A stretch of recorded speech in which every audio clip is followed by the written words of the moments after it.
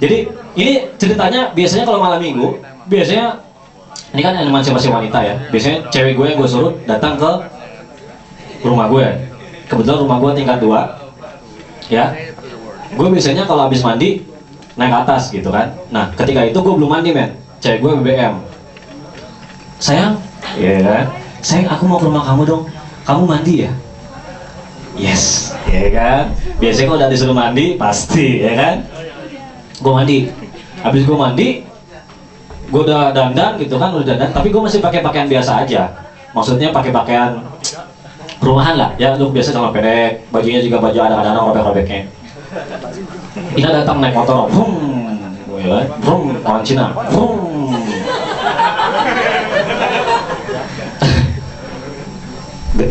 diketok rumah gue, sayang gitu, gue buka.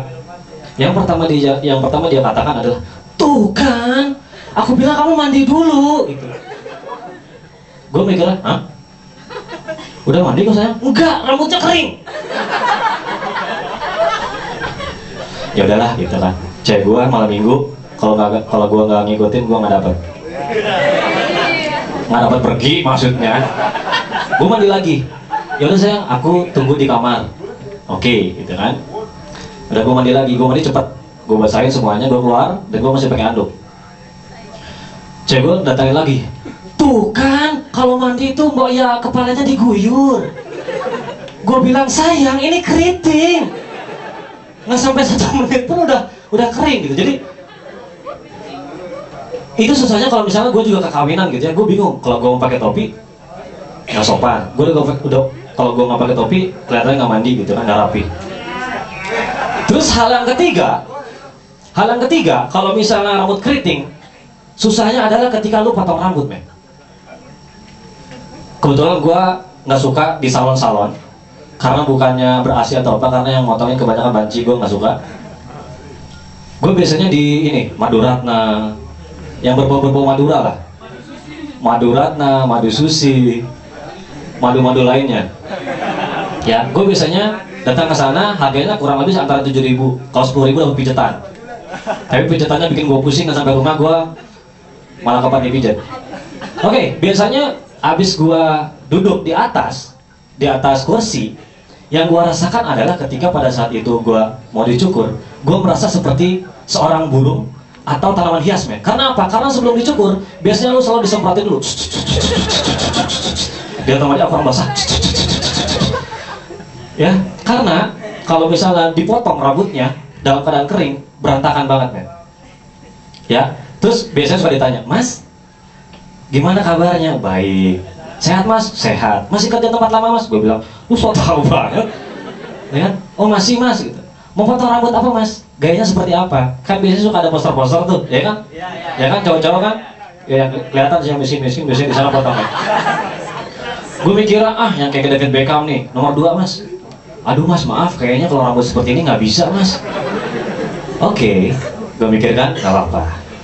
Kalau gitu saya minta nomor 7 mas, yang agak-agak sedikit gelombang-gelombang. Itu juga kayaknya kalau menurut saya kurang pas ya mas kalau buat mas. Terus gue coba nomor 9 deh. Itu juga kayaknya kurang pas. Dalam hati gue, ya Allah, terus gue potong seperti apa? Ya udah mas, rapiin aja mas. Wah kalau rambut kayak ini nggak bisa dirapiin mas. Botak mas, botak. Dan gue kebanyakan dari dulu sampai sekarang dibotakin. Ya baru sekarang aja karena untuk ke stand up comedy gue setahun mau keriting rambut gue. Nggak percaya? Coba cari Maduratna di zaman saya setan. Gue sering ke sana. Oke, itu balada rambut keriting. Ya. Terus gini, lu pernah nggak sih misalnya lu ketemu teman nyokap lu atau teman bokap lu dan lu kesel karena itu? Ya, biasanya kalau kita ketemu teman bokap atau teman nyokap, yang pertama diomongin adalah, Giri, dulu masih segini deh. Giri, kok sekarang gantengan ya? Giri, kok sekarang tinggian ya? Giri, kok berubah ya? Gue bilang, kok emang gue X-Men? Gue dikasih makan bos, makanya berubah, gue bilang gitu kan. Yang paling gue kesel adalah kalau gue ketemu teman lama dan gue lupa namanya. Pernah nggak, Ben? Lu ketemu teman lama lu ingat tapi lu lupa namanya. Jadi kadang-kadang kalau misalnya gue lagi di jalan di mall gitu kan, Sabtu Minggu jalan di mall. Kalau di sini kemana lagi sih? Kalau nggak ke pantai mall. Ya kan? Gue bisa ke mall, tiba-tiba suka ada yang nyolek tuh. Gir, apa kabar lo?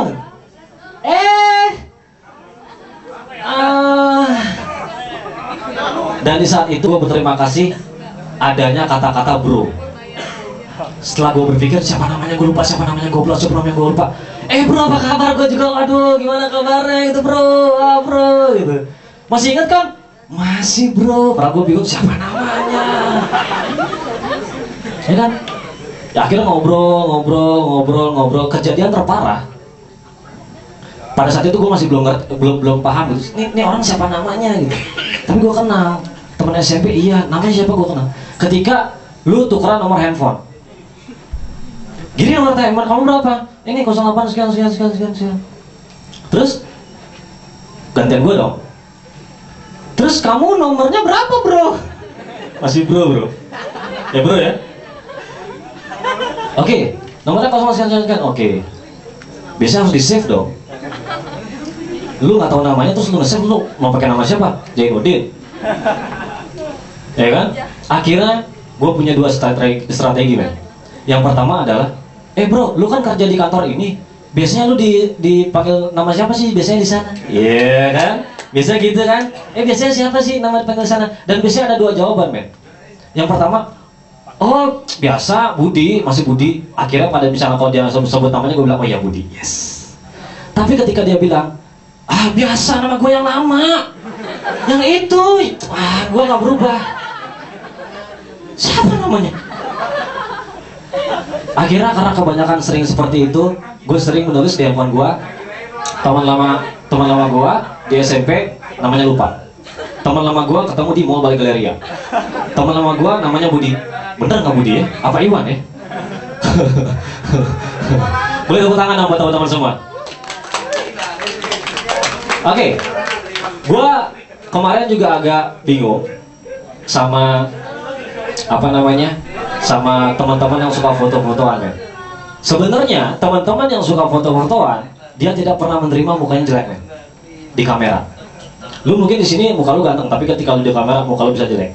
Cewek-cewek kadang-kadang kalau habis foto, foto yuk orang-orang yuk, ya, ceklek set, ya kan?